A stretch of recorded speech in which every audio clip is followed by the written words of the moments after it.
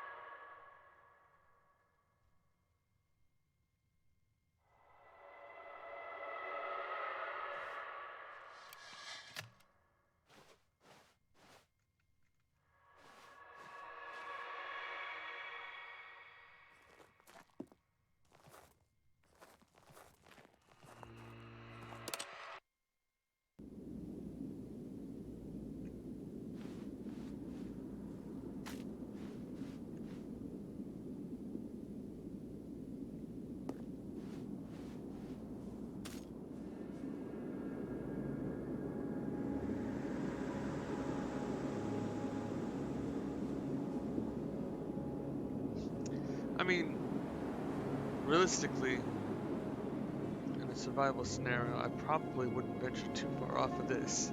This would be like my new HQ.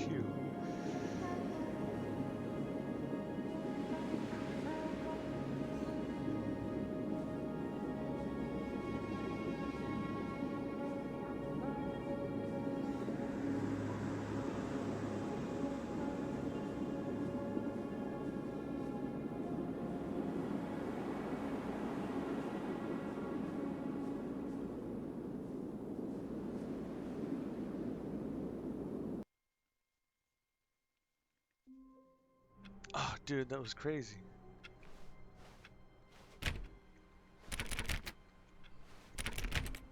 All of his co-workers were gone. What could it mean? Stanley decided to go to the meeting room. Perhaps he had simply missed a memo.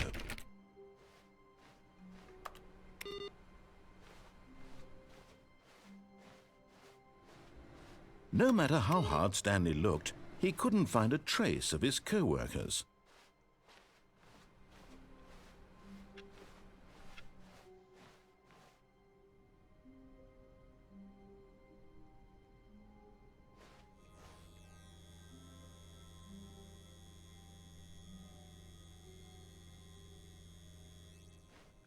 Oh, good. You noticed my sign. Yes, I have something very exciting to show you.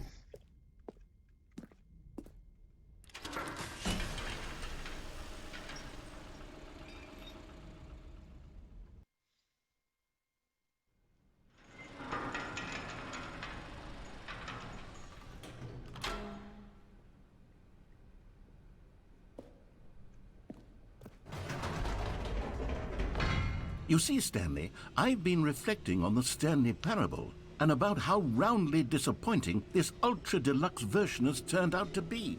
The original Stanley parable was a landmark, and any new content for it should live up to that legacy. So forget this ultra-deluxe nonsense. I say we take it one step even further. Which is why I'm very proud to announce for the first time ever, the Stanley Parable 2. Why am I always facing the... Oh. Yes, you see, isn't this far superior to a measly re-release with a few minor additions? Think of all the new territory we'll cover with a fully fledged sequel. An entirely new experience, built from the ground up. Why, there are so many possibilities. It could go in so many different directions. This is what fans have truly been asking for.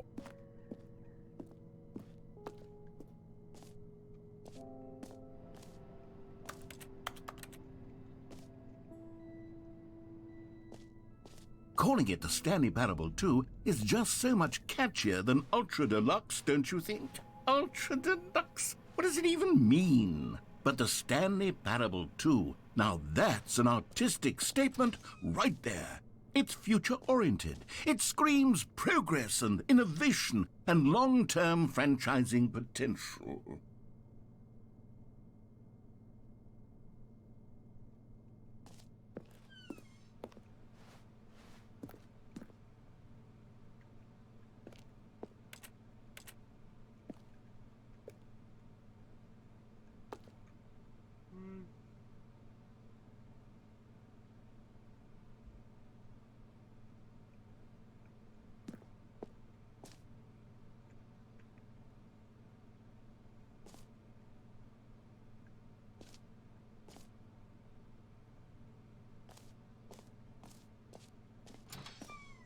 Now, to be clear, I haven't quite nailed down what exactly the Stanley Parable 2 is going to be, but let's take a look at some of the features I've been developing for it.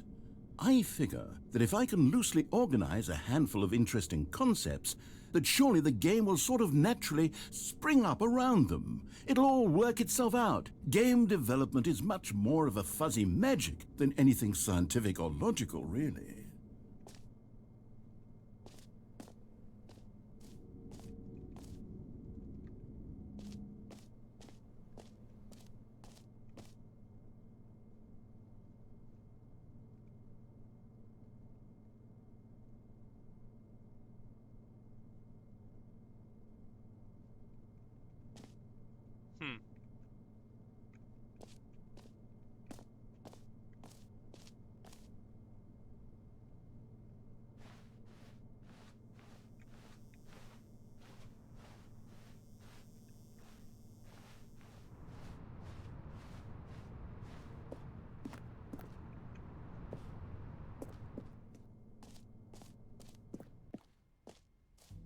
Here we are. Go on, try out some of the new features.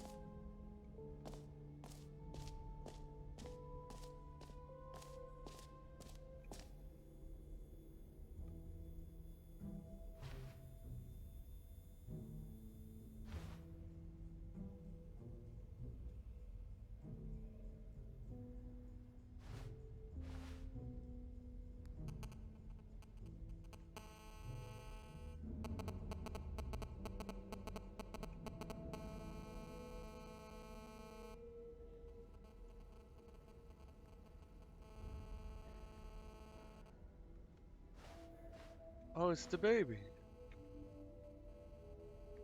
Oh.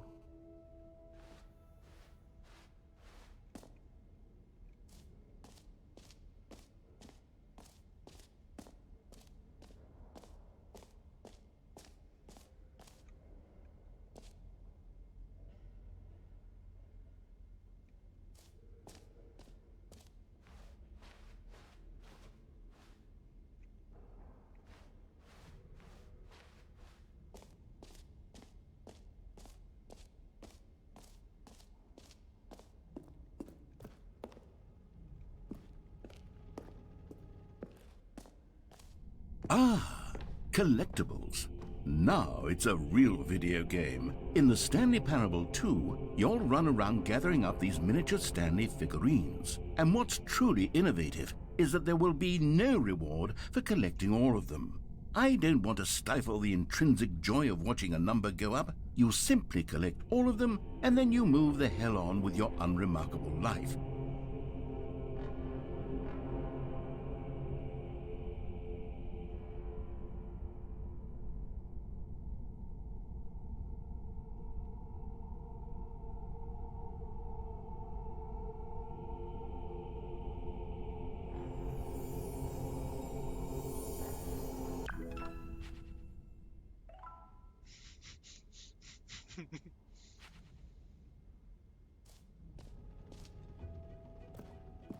God, it really is the worst when you collect everything in a video game and then they give you a big fancy reward for it. Absolutely tragic.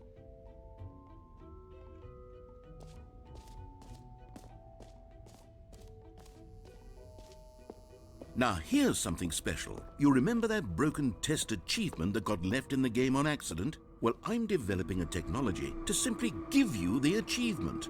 Yes, you see, you'll come to this leap. Okay, perhaps I should have clarified. This is technology that will exist. Right now, the achievement is still fully broken. I'm not a wizard, Stanley, but I guarantee it will be fixed in the sequel to at last satisfy the hordes of ravenous fans all over the world who have been uproariously demanding this feature. Gamers, we hear you, and I promise it will happen.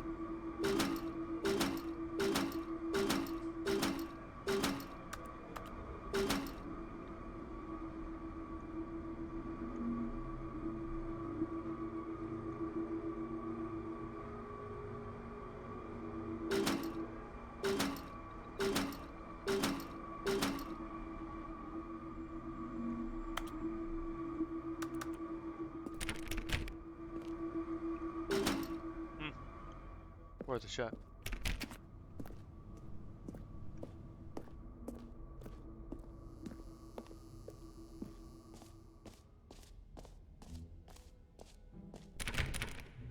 What else? What other exhibits haven't we seen yet?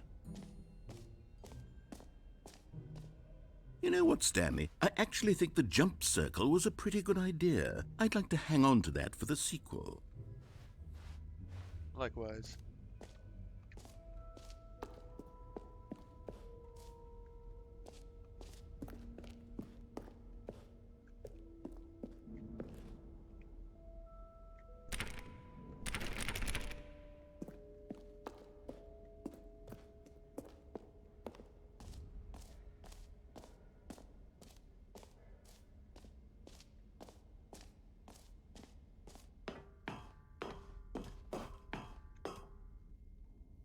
An epilogue would be fun, wouldn't it, Stanley? Yes, it will go at the end of the, well, we'll figure that out later.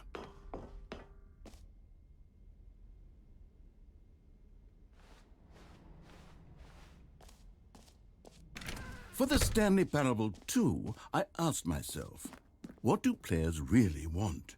And of course, the first and most obvious answer is that they want to be individually recognized and validated as people.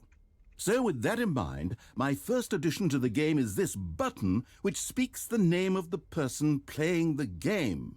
Isn't that wonderful? Jim. Sorry, I should have clarified. Right now, the button only says the name Jim. But of course, in the final game, this button will say your name, whatever name that is. Here, let's have you role-play as Jim to really simulate the full experience of this feature. Just play along. I promise you'll love it. Okay, here we go. Let's take a deep breath, clear your mind, forget whoever you are, and simply become a person named Jim.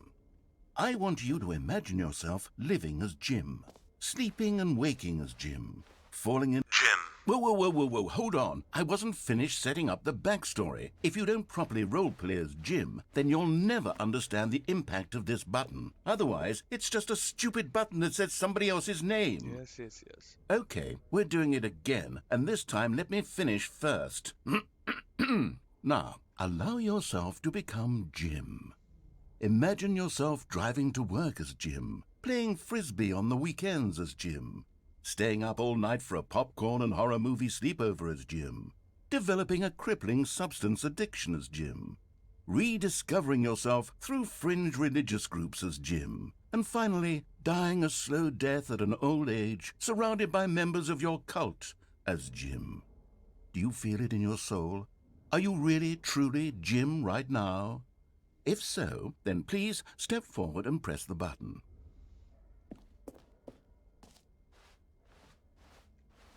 Jim.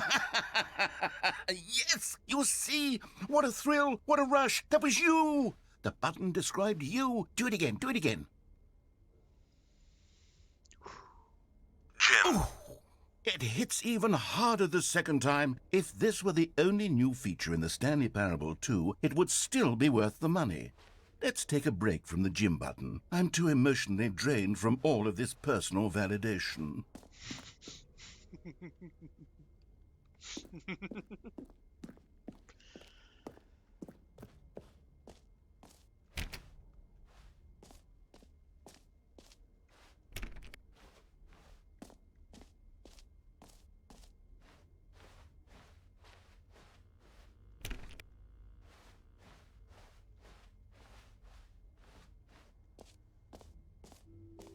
I suppose I could allow only people named Jim to play the Stanley Parable 2. That would actually save me the work of finishing this feature.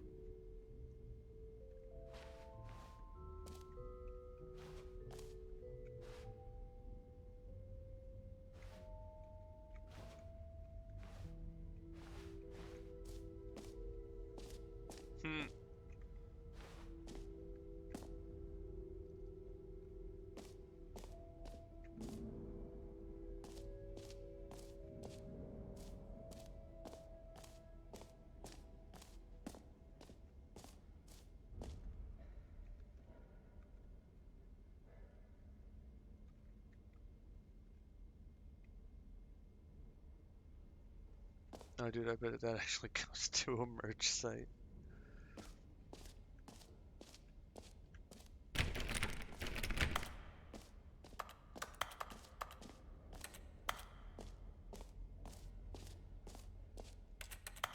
Interesting.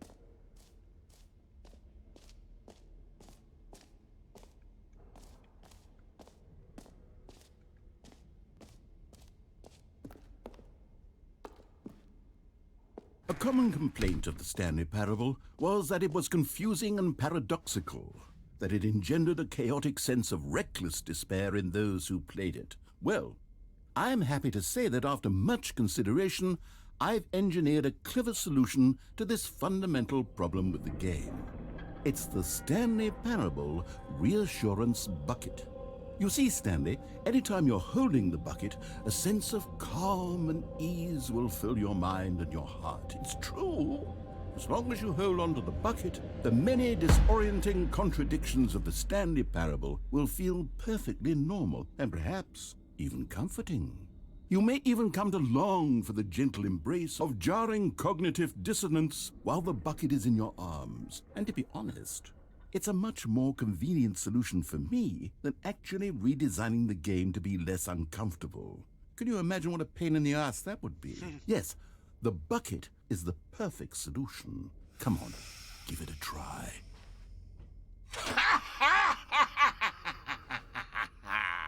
Can you feel it? The glow of comfort, even in the face of crushing despair, must already be sweeping through your body. And in fact, can I say that I do believe the bucket lends you an air of charisma as well? I think that just holding it has made you the slightest bit more attractive as a person. The benefits of the bucket seem to go on, don't they? All this and more await you in the Stanley Parable 2. I'm keeping the bucket.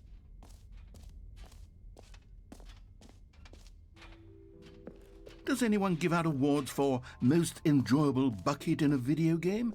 That really should be an award if it isn't already. I'll keep that in mind.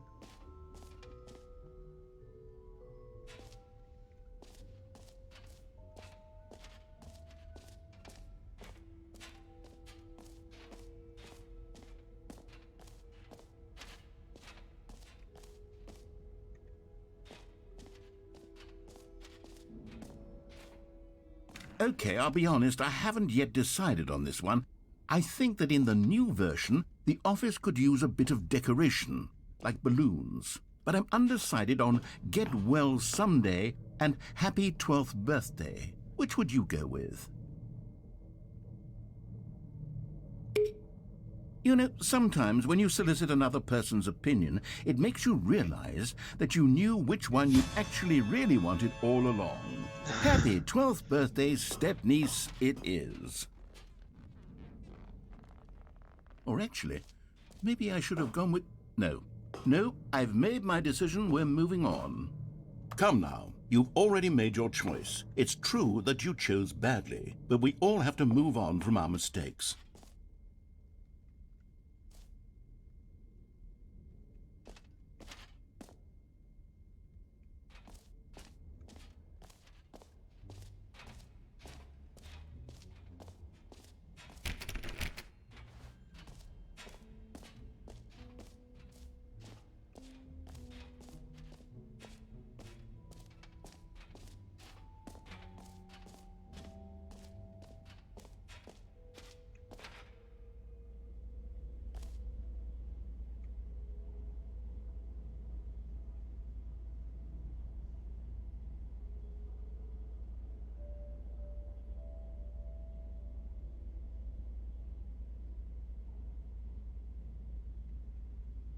Well, this hurts my head.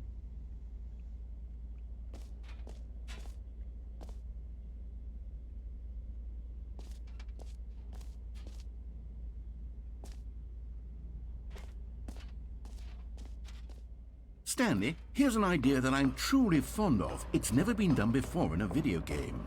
This is, in fact, a hole that you can fall down forever. That's right. Infinite falling. You can fall until the end of time, if you like. A stunning leap forward for video games as a medium.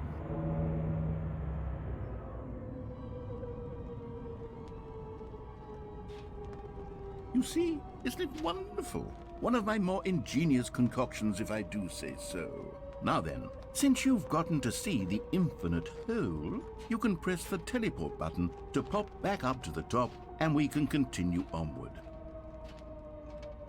Great. Now, I'm very excited to show you even more of my ideas for the sequel.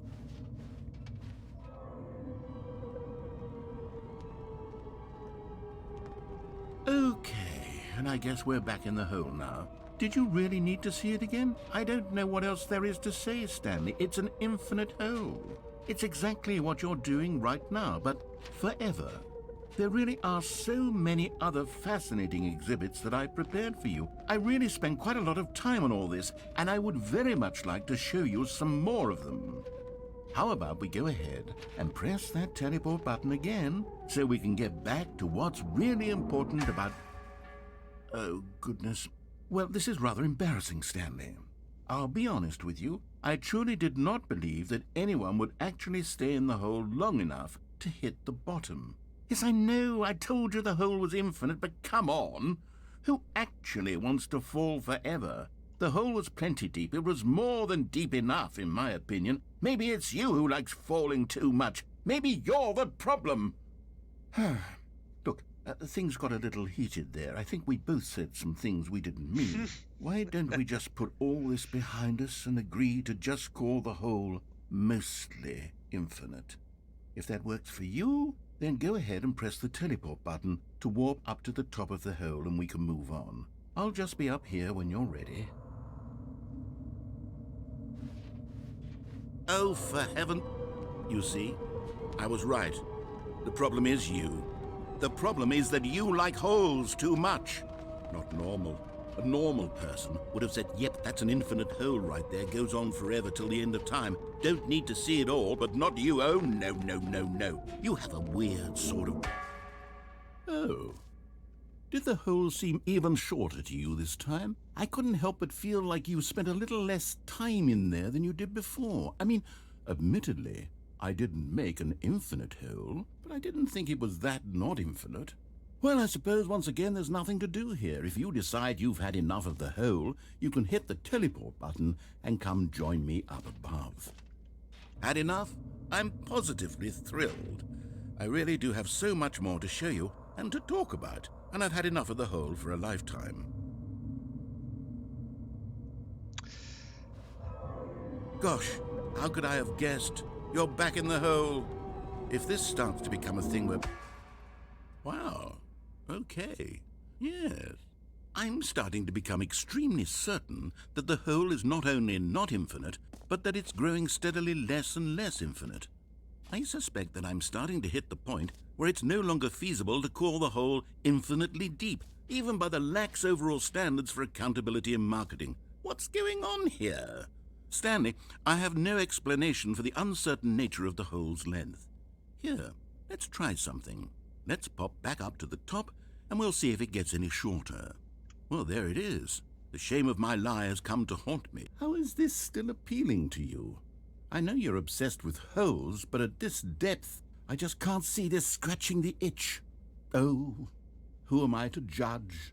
You just do whatever it is you're here to do and hit the teleport button when you're ready to move on.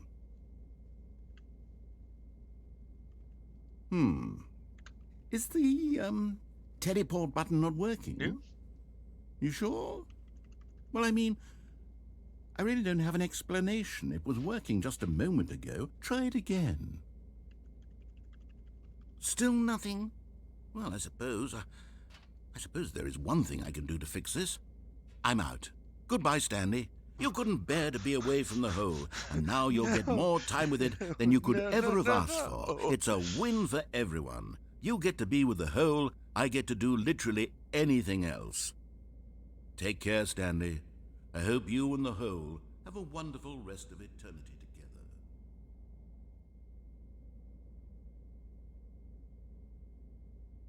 Well, dang.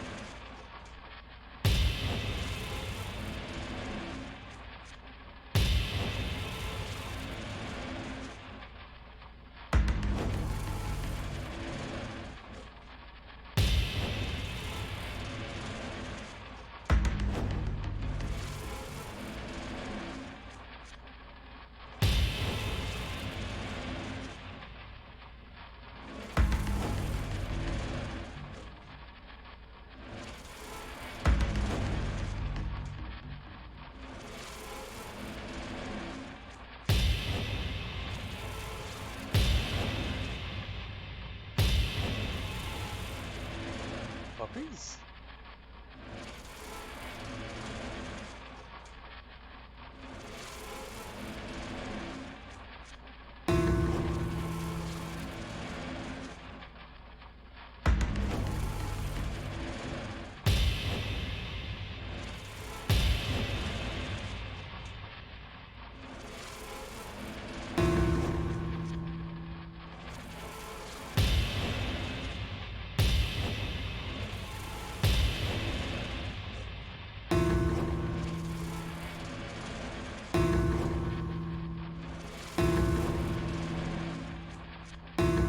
Stanley? Stanley? Stanley! Oh, good, you're awake. It seems you had sort of dozed off there, drifting away into dreamland. But we can't have that, Stanley, because this hole is just so darn fascinating that I want you to be wide awake for every second of it. You don't want to miss a single moment. So how about if I just pop in from time to time and wake you up to keep you really, truly focused on the hole? From the looks of things, you and I will have many, many years here in this hole, and I'm looking forward to all of them. Stay alert, Stanley. I'll be back. Toodle-pip. Toodle pip. I like that.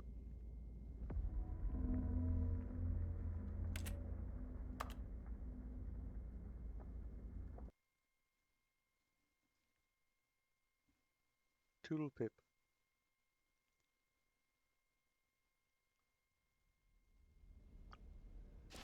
Here we are. Go on. Try out some of the new features. I thought I did everything.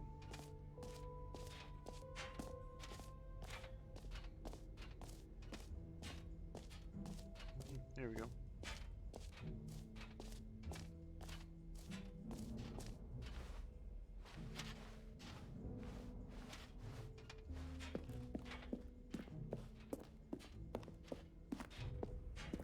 All right. Have you seen everything you wanted to? Ready to move on now?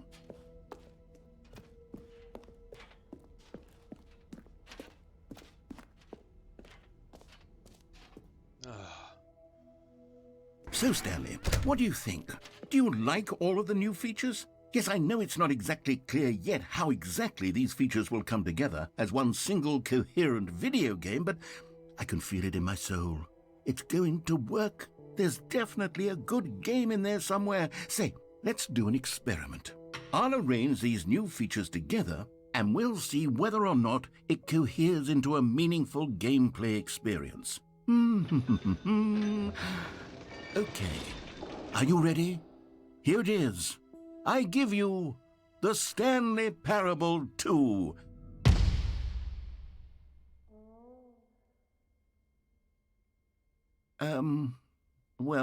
I mean, there's potential here, right? It's sort of... Okay, never mind. Hold on. Let me do a different arrangement.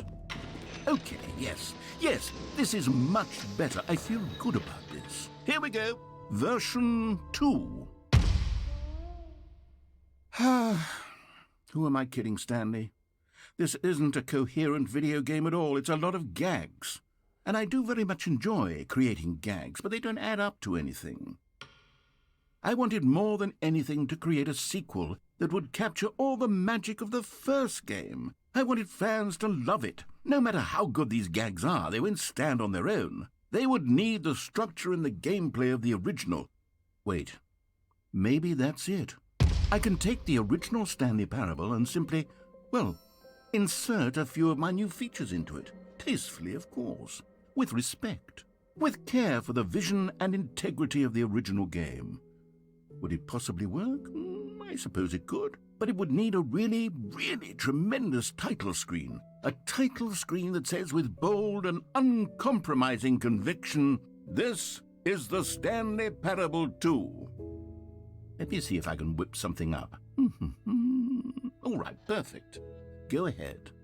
Take a look.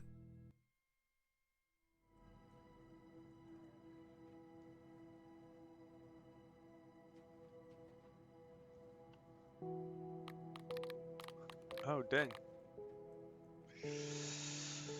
Okay. I'm liking the curvy hallway. I'm liking the music.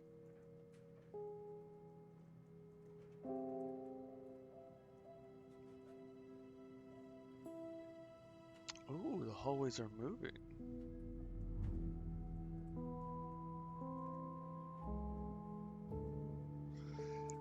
Honestly, I'm digging it. Menu simple. You get enough context from here to kind of get the vibe of the game. The music is mysterious and goofy. There's a little hint of suspense.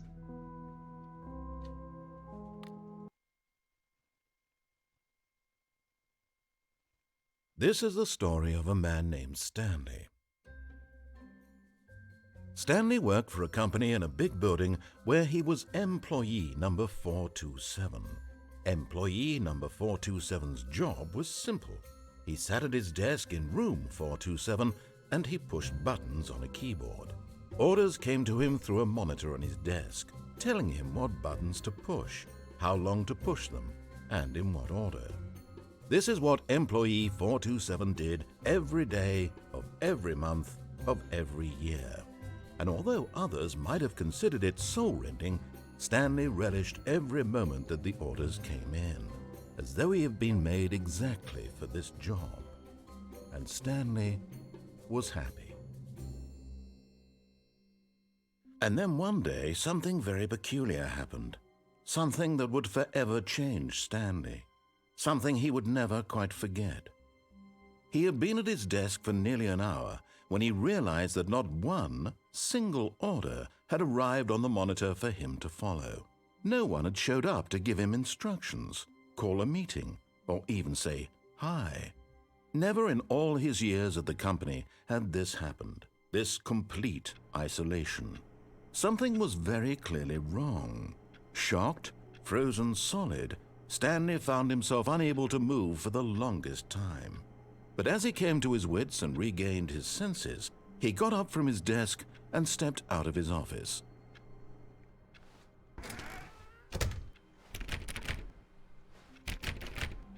All of his co-workers were gone. What could it mean?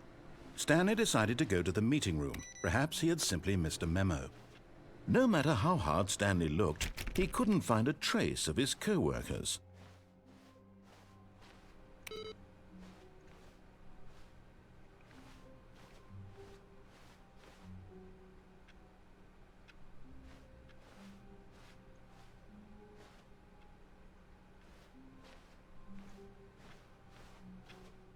Stanley felt the bucket calling to him, begging him to pick it up. Where? Why was he not doing it? Stanley picked up the bucket.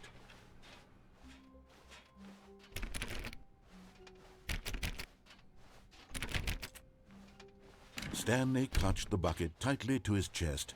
This was not the correct way to the meeting room, but Stanley had felt the bucket calling to him, telling him that the employee lounge was simply the place to be. Dude. Cool ass bucket. And here it was. Had the bucket turned out to be correct? Was this... No, never mind. The bucket was wrong. Stanley took the door on his left to go back to the meeting room.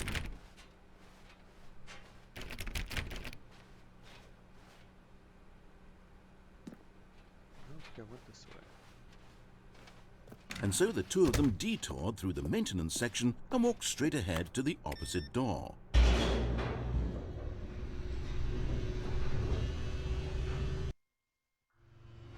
Oh, good, Stanley. I'm glad you found your way here. I knew you'd find this place eventually. What the fuck?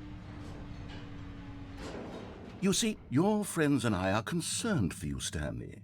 We've come together here because we care about you very much. It's this bucket you're carrying around everywhere. No. The bucket isn't even from the original Stanley Parable. It's just sequel content. We're the ones that matter, Stanley. Classic characters from the first game, like the Adventure Line and the Broom Closet. Because that's what fans want from a sequel. Maybe They want Twilight. more of their favorite jokes, not this bucket that they've never seen before. Yes, I know I'm the one who gave you the bucket, but you're spending too much time with it.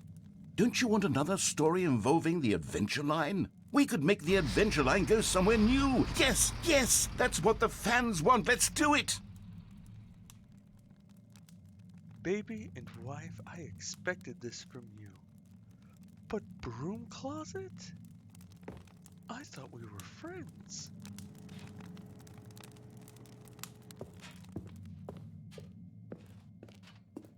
Whee! Look at that wacky line. Who knows where it'll go off to next? Oh, and it played some silly music as well.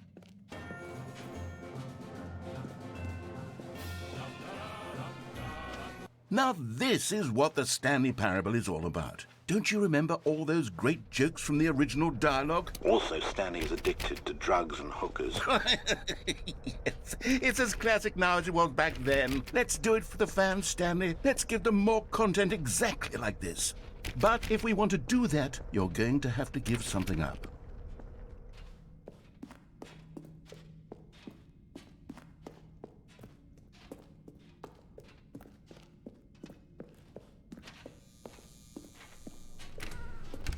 Don't you get it, Stanley?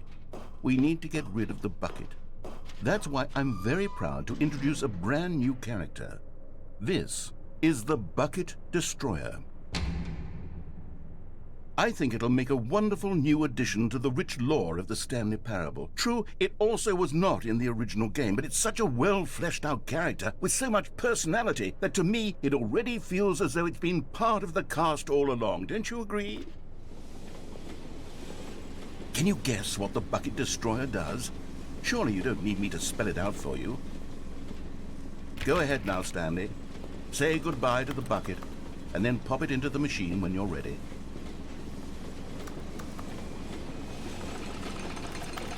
Now listen to me. It's crucial that you give it the bucket. I don't know what the Bucket Destroyer will do if it can't destroy your bucket. Destroying buckets is all it knows. That is its singular personality trait. Sure, I can hear you saying, how does a character with only one personality trait deserve to join the pantheon of beloved Stanley Parable characters? Well, you see, if you were to really explore the Bucket Destroyer, you would see that its desire to crush buckets is so densely loaded with complexity and nuance that it's really like 10 personality traits. What other object in this game can you even say that about? The broom closet? Certainly not. I wonder what sort of Bucket Destroyer merchandise the fans will be clamoring for after this. Okay, the Bucket Destroyer is getting very upset now. You'll have to hurry and feed it. We can't get back to the classic Stanley Parable characters like the Adventure Line or the Bucket Destroyer until you crush that damn bucket. Quickly now, the fans are waiting. Do it, the fans, Stanley. Give the fans what they want. Hurry and...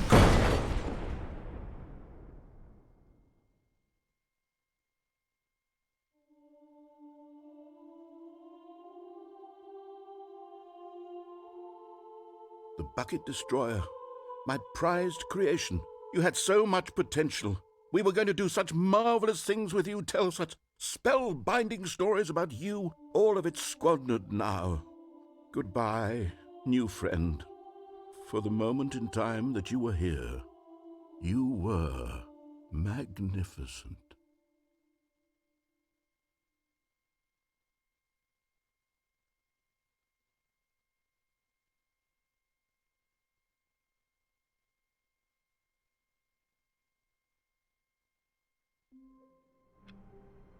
I'll kill for my bucket. All of his co-workers were gone. What could it mean? Stanley decided to go to the meeting room. Perhaps he had simply missed a memo.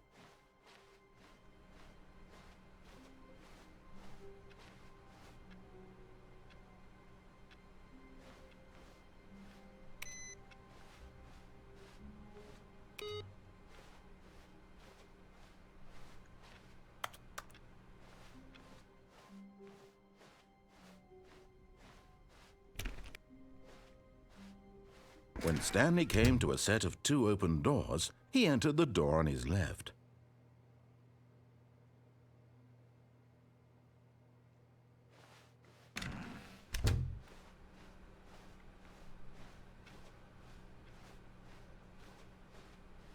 Yet there was not a single person here either. Feeling a wave of disbelief, Stanley decided to go up to his boss's office, hoping he might find an answer there. Oh no, not again. I won't be part of this. I'm not going to encourage you. I'm not going to say anything at all. I'm just going to be patient and wait for you to finish whatever it is you enjoy doing so much in this room. Please take your time. Coming to a staircase, Stanley walked upstairs to his boss's office.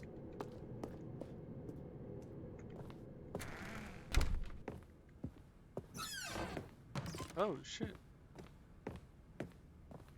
Oh, what the fuck?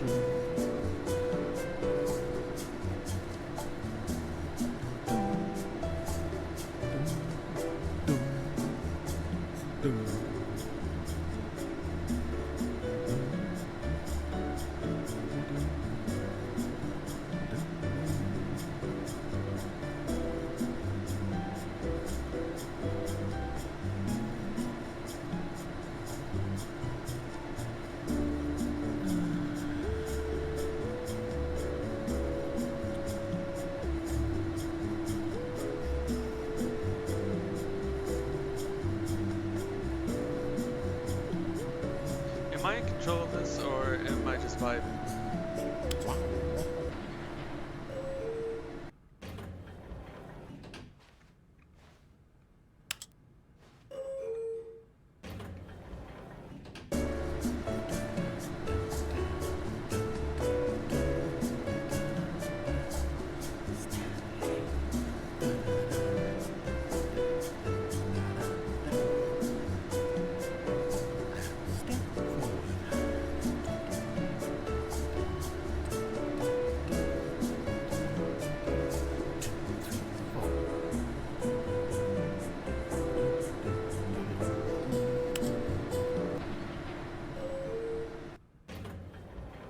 Okay, so that was...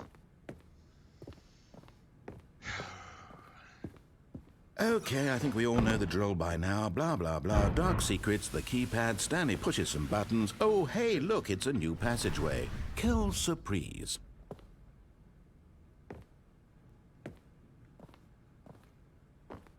Thanks.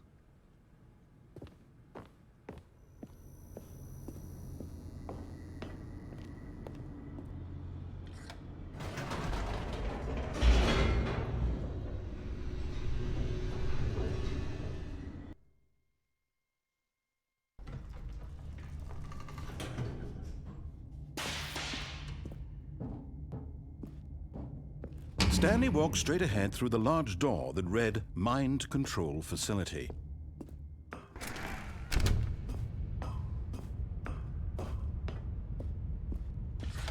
The lights rose on an enormous room packed with television screens.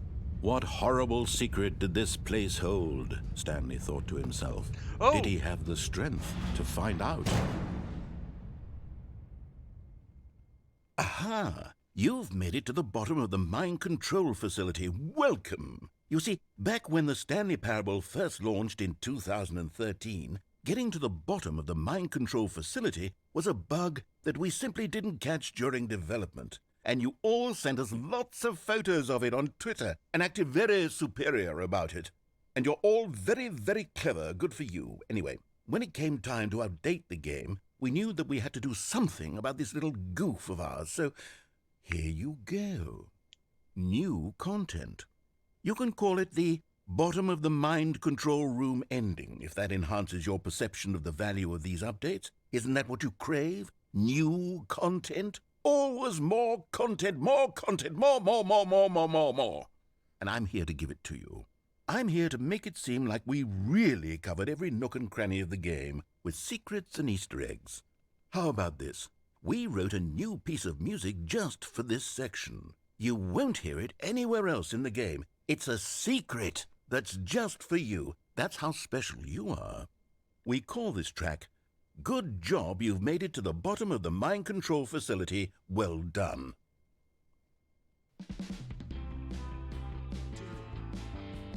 Good job, you did it. Good job.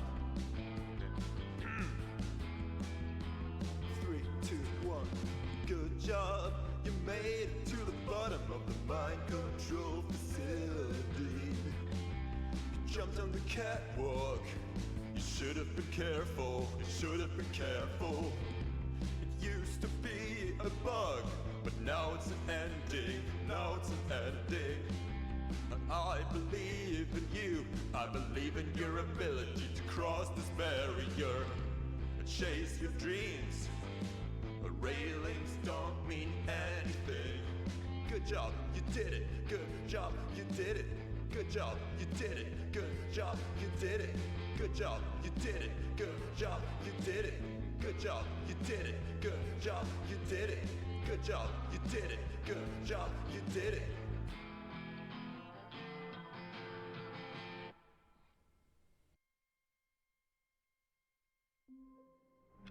Oh no, we're gonna end it there.